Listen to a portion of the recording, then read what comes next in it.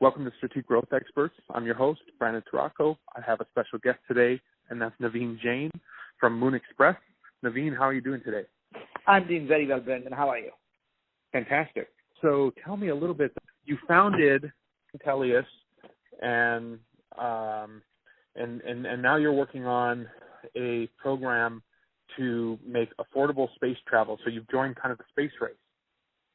Yes, Brandon, I started several companies in the past. When I was young, I started a company called InfoSpace that went on to become one of the top 100 market cap companies in the 90s. And then I started a company called Intellius and TalentWise, which were in different industries. And then I started a company called Moon Express that really is looking to make humanity a multiplanetary society. And last year I started a company called Viome, where our goal is to make sickness optional. That means our hope is that you only fall sick because you made the decision to be sick rather than it is something that happened to you. And we hope to do that by completely analyzing the insights of your body, understanding what is going on, and make personalized recommendations for nutrition and diet that prevents you from having any disease, and to be able to also get the predictive biomarkers before any symptom of any disease appears, and to be able to negate it.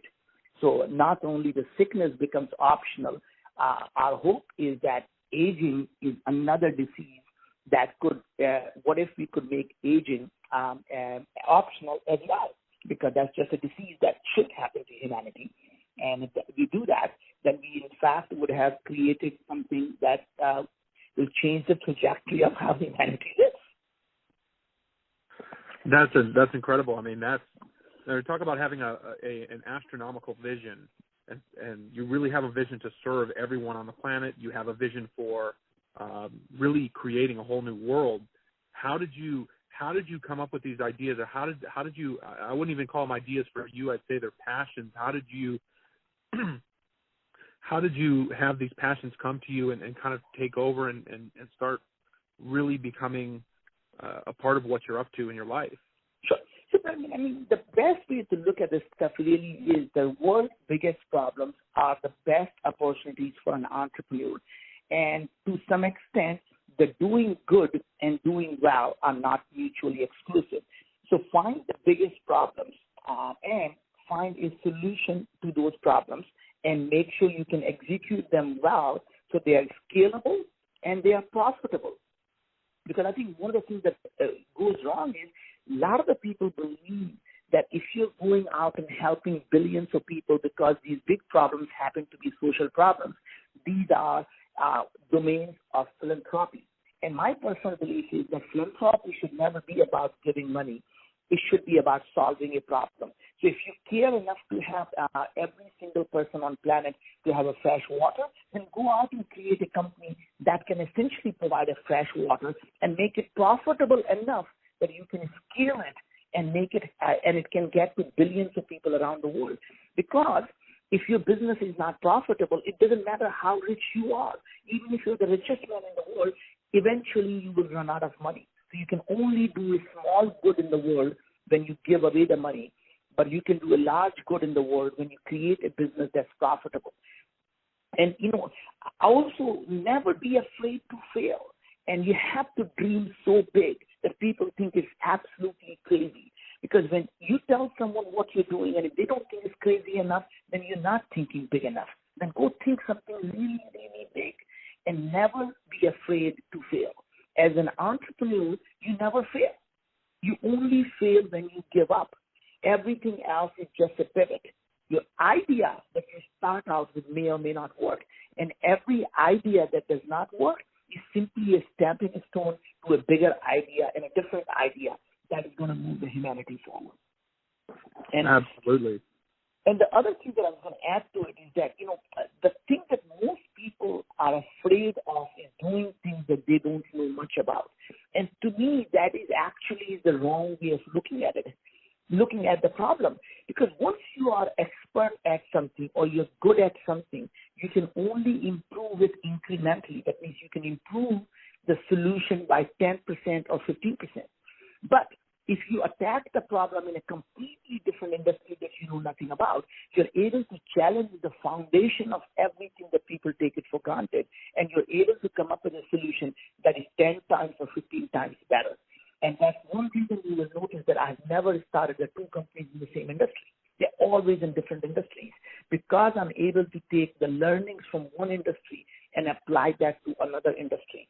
So it's not about thinking outside the box. It's thinking in a different box altogether. Wow, that is some sound advice. Naveen, that's incredible. I mean, these are incredible insights, and my interpretation is that in doing things on your level, I mean, you have to be thinking this way and actually operating. I mean, this is who you are. You're operating this way and you're thinking this way, and this is how you're able to accomplish so much. So what's driven you to get into the space race, so to speak? Well, and again, because it is one of the biggest problems, if you think about it, what is going on? Every single thing that we find valuable or the thing that we fight over. So look at the planet Earth. What do we fight over? We fight over land, we fight over water, and we fight over energy. And all we have to do is just look up. There's abundance of land, there's abundance of water, and there's abundance of energy. And what I mean by that is, we are a tiny pale blue dot in our own galaxy.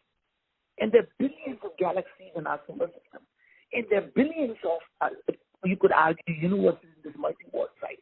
So there is no lack of where we could live. It is only the mindset, that mindset of scarcity that essentially makes us believe something is not possible.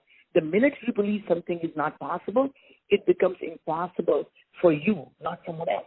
Right? So believing that it's possible, and I think the technology now is available to each individual for us to be able to do things that only could have been done by the large companies.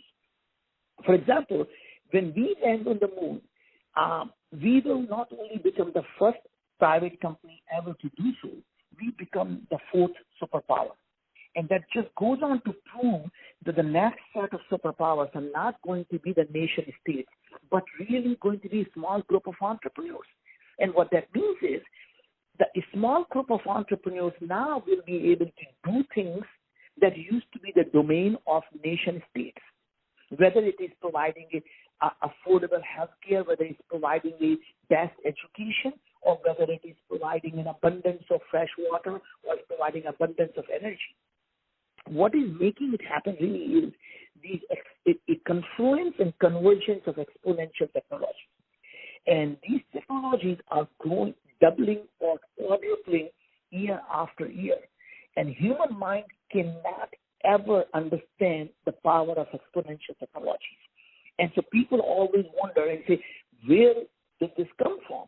And these technologies have been around for a long time, but they were growing, doubling. But if you're doubling from 0.1 to 0.01 to 0.02 to 0.04, people say nothing is going on until they hit the knee of the curve, and then people say, where the hell that came from, right?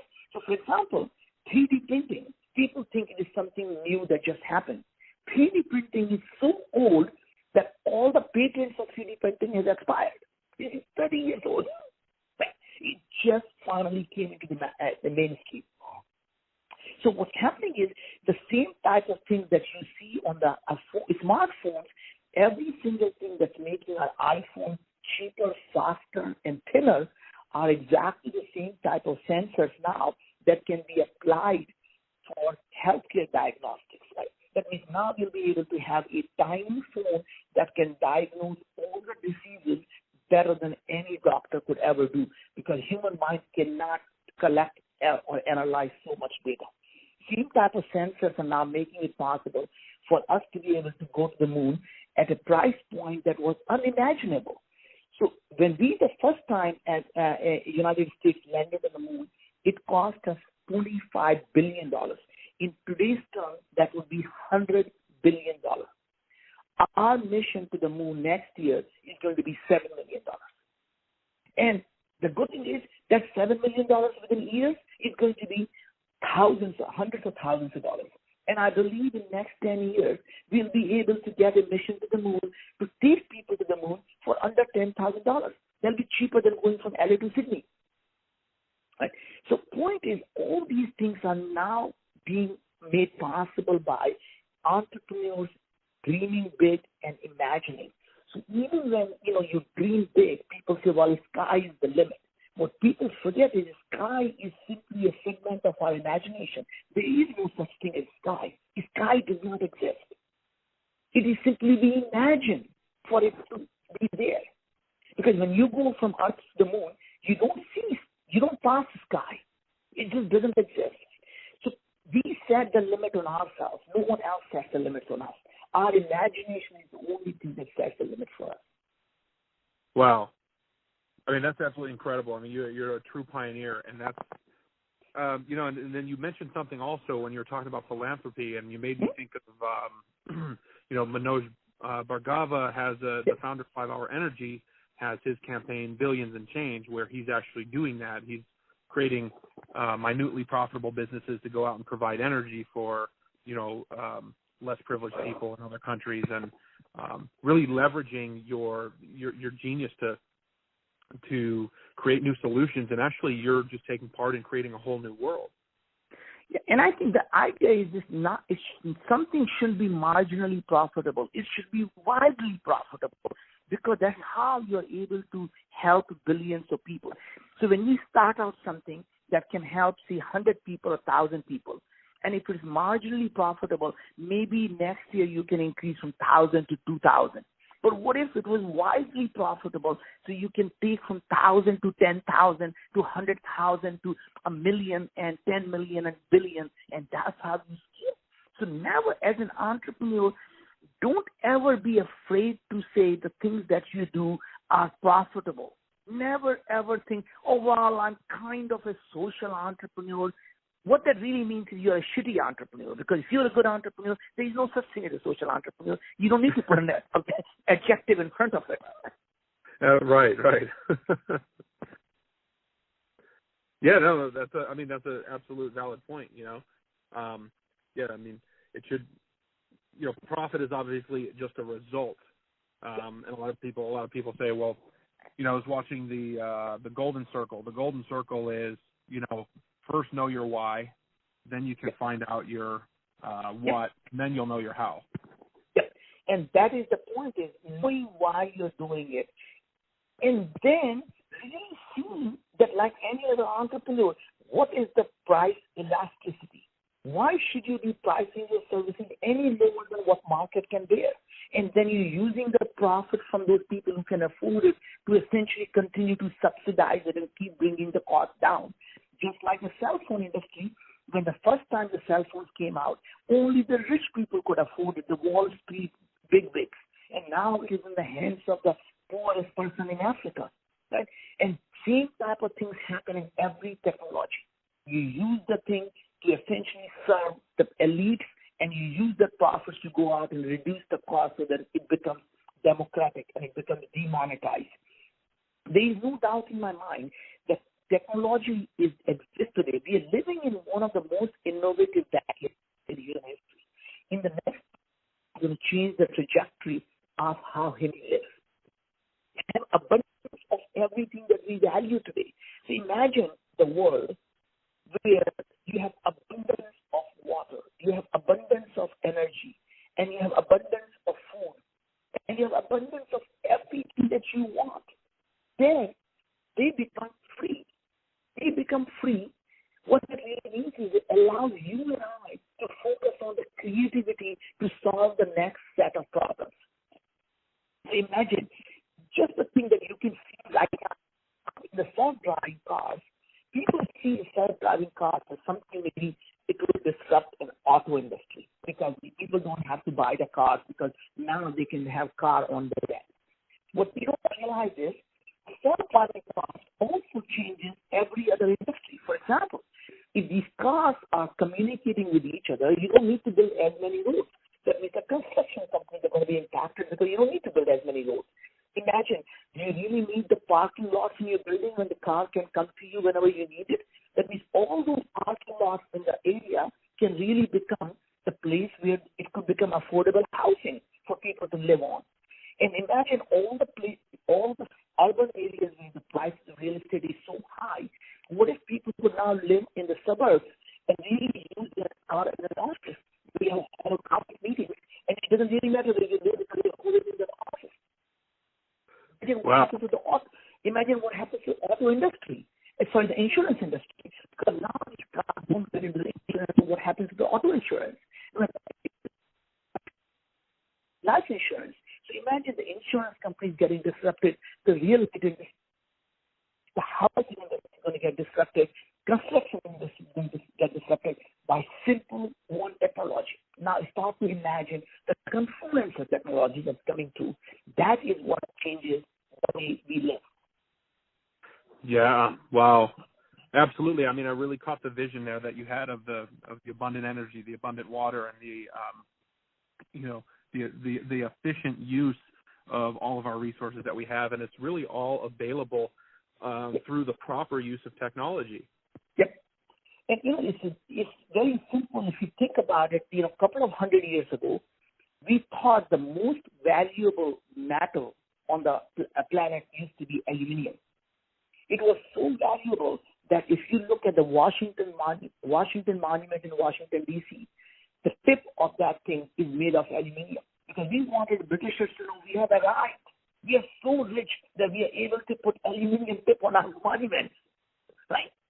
And that is, even though the bauxite where the aluminum comes from is in abundance on Earth, but the technology at that time didn't exist. Until the technology called electrolysis came about, it made aluminum so cheap that we throw it away now, right? That is exactly the same type of things that are going to happen in energy. Every 90 minutes, more energy falls from planet Earth than we use it in the whole year. All that really means is we have to simply translate that into usable form. So imagine as we're building the solar panels are becoming cheaper and they're becoming more and more efficient through many of the new technologies that are coming about. And someday we'll be able to make so much energy that we'll be able to make energy completely free for everyone. When energy is free, that means you can desalinate the water becomes free. And when the water becomes free, guess what happens? You have abundance of food, and then you can make the food almost free, right? And that's how you're able to use the technology to constantly change everything that we value. And once you can democratize and demonetize these things that we need, basic resources, it essentially frees us up to be more creative and solve bigger and bigger problems. Absolutely. And one thing that's very interesting to me is just in regards to desalination is, there's really two needs. Like, you can desalinate, and what I hear is that the biggest issue with desalination is the energy. And if you can have abundance of energy, you can have abundance of water. Absolutely, yeah. So one of the biggest things that I saw with desalination is they say, well, we can't put the brine back into the ocean because it impacts the environment. And then one of the other major resources is salt. So if you had someone being smart about it, they could simply desalinate the water, create the water, and then evaporate the brine and create sea salt. So absolutely. But it's a simple solution. Well, there are many, many simple solutions. For example, all the carbon that the industries are spewing in the air, what if you can recapture that carbon and convert them into something even more usable than the amount we spend to convert it? And then suddenly you have people who are going to start valuing that carbon and saying, don't throw it away because it's so valuable. And so what would you do with it? What's your vision with that? Well, obviously, I'm on the board of xPrize, and there's a $30 million carbon recapture prize. That means someone who can come up with the best solution to be able to create the most value out of carbon wins $30 million. So we are hoping that great entrepreneurs and great minds are going to start thinking about what they can do with that. Could you use that carbon and convert them into diamonds? Of course you can. You take that carbon, run them through the high pressure thing, and convert that thing into diamonds. And is that the most valuable thing? And that's the beauty of the prize is we come up with a problem and crowdsource the solution, and people who want to win $30 million come up with the right solutions. Wow. And that's xPrize? Yes. I mean, that's awesome, and that's incredible. I mean, that's a great way to get people to focus on things that are really important, because even there's a lot of entrepreneurs or people who want to be entrepreneurs, and they're in it, because they need to make money, and that's their whole, they're focused on the result of the money, but they're not really looking at how to create or what they want to create out in the world. And you are hitting on all of the fundamental points of here, these are billion-dollar industries that need to be disrupted, and these are the biggest opportunities of our lifetime right now. And I love that, because you're incentivizing people to focus on finding solutions for these things. Exactly, and that is really the idea, is that the brilliant people around the world, if you can get them to focus on the problem that you care about, suddenly everything changes. So we have a couple of other prizes in the same vein. One is a tricorder prize, which is, can you come up with a very small device that can diagnose the most common diseases better than the doctors? And imagine if now these devices are being built, and these devices can now be in the villages in Africa and India, and a village girl is going to become a village doctor, because you don't need to have a doctor, because these sensors can diagnose all the diseases better than the doctors. And we just launched, me and my wife just launched a prize in India for Global Prize for Women's Safety. And the idea is that, look, the women's safety is big. You can't empower women unless they can feel safe. And the safety of women is one of the, I would say, the birthright for anyone, half of our population. So we launched $1 million prize that simply says, come up with the best solution for women to be safe. And that could be anything. And so we're not coming up and saying, this is what we want you to do. We say, here is the problem that we want solved. And look, things like those is what absolutely gets people to start focusing on the biggest problem that you care about. And when the solution is achieved, then you essentially are focused on now distributing that solution for the marketplace that essentially needs it. Naveen, I'm blown away by how much you've taken on, how much how many incredible things you're doing. It's just absolutely. It's an honor for me to be speaking with you, and for you to come on and share your knowledge and your wisdom with everyone. It is absolutely. Thanks, Brandon. Incredible. I look forward to continuing our conversation. So give me a call if next time when you have any more questions, and we can take it from there. Absolutely, Naveen. Thank you so much for your time. I appreciate it. Okay, bye-bye. Thank you. Bye. Bye.